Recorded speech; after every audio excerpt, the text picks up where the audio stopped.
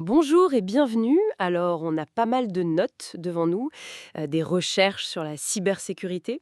L'idée aujourd'hui, c'est d'en tirer vraiment l'essentiel, les points clés, pour comprendre un peu mieux les enjeux actuels. Prêt à décortiquer ça? Ah oui, tout à fait prêt, hein. C'est dense, c'est sûr, mais en se concentrant sur les fondamentaux, on devrait y voir plus clair.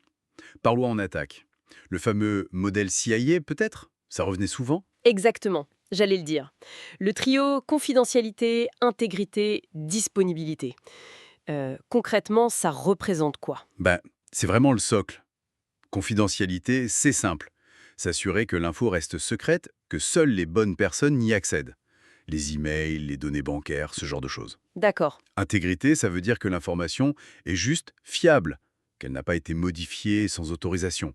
Le prix d'un produit en ligne, par exemple, faut que ce soit le bon. Mm. Et disponibilité, ben, c'est garantir que le service ou l'info est pas accessible quand on en a besoin. Un site qui tombe en panne pendant les soldes, voilà, c'est un souci de disponibilité. Ok, c'est clair. Et ce qui frappait dans les notes, c'est à quel point cet équilibre CIA est fragile, facile à perturber. Et justement, qu'est-ce qui menace le plus cet équilibre? CIA. On parle beaucoup de malwares, non? Oui. Alors, malware, c'est le terme générique pour logiciel malveillant. Et dedans, il y a plusieurs familles, effectivement. Les sources mentionnées, les virus, qui s'accrochent à des fichiers, Oui. les vers, qui eux se propagent tout seuls sur les réseaux. On citait WannaCry par exemple, un cas assez connu. Ah oui, WannaCry, ça a fait du bruit. Et puis, les chevaux de Troie, les Trojans. Eux, ils se cachent.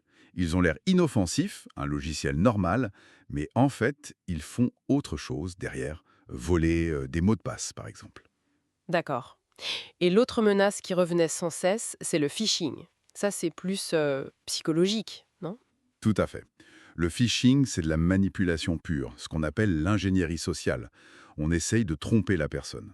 L'exemple classique, bien décrit dans un des papiers, un email qui copie parfaitement celui d'une banque Hmm. ou d'un service type PayPal et qui demande de cliquer sur un lien ou de donner ses identifiants. Et souvent, le lien mène vers un site clone, très bien fait.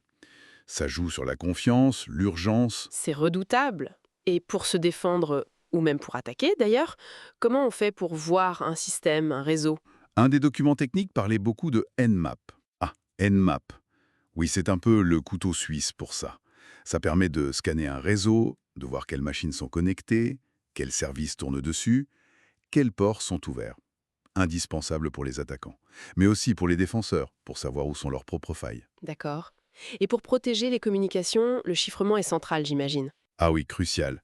Le fameux S de HTTPS, par exemple, ça utilise souvent du chiffrement asymétrique, comme RSA, au moins pour démarrer la connexion sécurisée.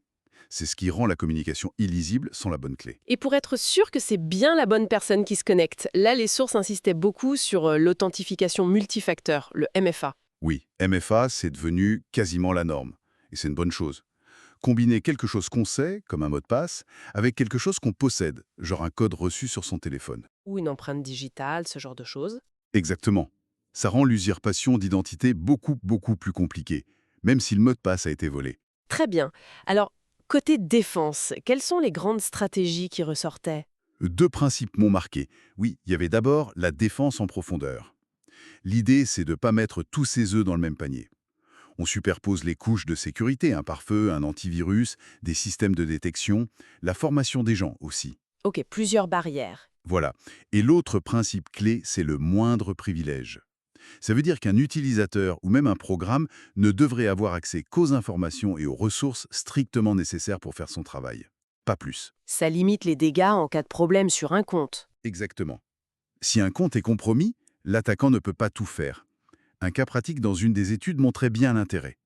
Logique. Un article analysait aussi une attaque assez spectaculaire, le DDoS. Ça semble marquer les esprits. Oui, l'attaque par déni de service distribué, DDoS. Le but est assez brutal. Submerger une cible, un serveur web par exemple, sous un déluge de requêtes inutiles. Tellement de trafic que le serveur ne peut plus répondre aux vrais utilisateurs. Il est KO, en gros. C'est ça, il est saturé, paralysé. Et l'exemple de Mirai était assez parlant dans ce texte, non? Ah oui, Mirai en 2016. Ce qui était fou avec Mirai, c'est que ce botnet, ce réseau de machines zombies, était composé d'objets connectés tout bêtes. Des caméras de surveillance, des routeurs domestiques.